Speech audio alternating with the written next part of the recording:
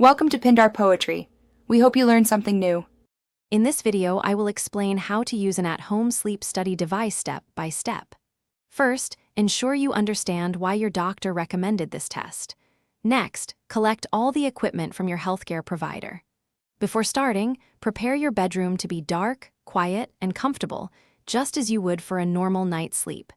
This preparation helps ensure accurate results. Now, let's get the device ready. Carefully follow the detailed instructions provided to attach all the sensors correctly. Typically, you'll place a sensor on your chest to record breathing patterns and another on your finger to monitor blood oxygen levels. Make sure everything feels secure but not too tight, ensuring comfort throughout the night. During the study, try to sleep as you normally would. It's best to avoid alcohol or caffeine before bed, as these can affect your sleep patterns. Remember to keep all the sensors attached throughout the entire night.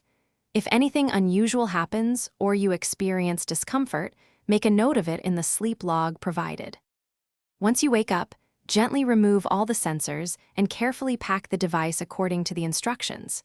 Return the equipment to your healthcare provider as soon as possible. Your doctor will then analyze the collected data and schedule a follow-up to discuss your results and any potential treatment plans.